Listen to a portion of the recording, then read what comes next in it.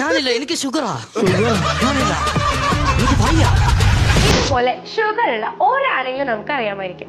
ശരിക്കും എങ്ങനെയാണ് ഷുഗർ ഉണ്ടാകുന്നത്? നമ്മൾ കഴിക്കുന്ന ഭക്ഷണത്തിൽ നിന്നും ഷുഗറിനെ നമ്മുടെ സെൽസിലേക്ക് എത്തിച്ച് നമുക്ക് വേണ്ട എനർജി തരുന്ന ഹോർമോൺസ് ആണ് ഇൻസുലിൻ ഹോർമോൺസ്. നമ്മുടെ പാൻക്രിയാസ് ആണ് ഇത് ഉൽപ്പാദിപ്പിക്കുന്നത്. എന്നാൽ നമ്മുടെ ശരീരത്തിന് ഇൻസുലിൻ ഉൽപ്പാദിപ്പിക്കാൻ കഴിയാതെ വരുന്ന അവസ്ഥയെ ടൈപ്പ് 1 ഡയബറ്റീസ് എന്ന് വിളിക്കുന്നു. ഉൽപ്പാദിപ്പിച്ച ഇൻസുലിൻ പ്രോപ്പറായി ഉപയോഗിക്കാൻ കഴിയാത്ത അവസ്ഥയെ ടൈപ്പ് 2 ഡയബറ്റീസ് എന്ന് വിളിക്കുന്നു. ഏർലി 1900s ഈ രോഗാവസ്ഥ ആദ്യമായി കണ്ടെത്തുന്നത്. അന്നത്തെ ഡോക്ടേഴ്സിന് ഇതിനുള്ള പരിഹാരം എന്താണെന്ന് അറിയില്ലായിരുന്നു.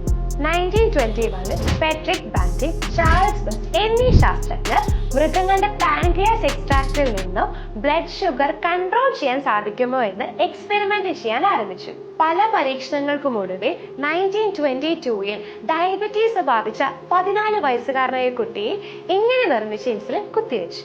അത്ഭുതമെന്നോണം അത് വിജയകരമായ ഒരു പരീക്ഷണമായിരുന്നു. ഈ കണ്ടുപിടുത്തം അന്നത്തെ ഡയബറ്റീസ് മൂലമുള്ള മരണനിരക്ക് വൻതോതിൽ കുറയ്ക്കുവാൻ സഹായിച്ചു. ഇന്നും ഒരുപാട് പേർ ഈ ജീവിതശൈലി രോഗത്തിന്റെ പിടിയിലാണ്. ഡയബറ്റീസ് വരാതിരിക്കുവാൻ നമുക്ക് ചെയ്യാവുന്നത് അൺഹെൽത്തി ഫുഡ് ഒഴിവാക്കി റെഗുലർ എക്സസൈസ് ചെയ്യുക എന്നത് മാത്രമാണ്.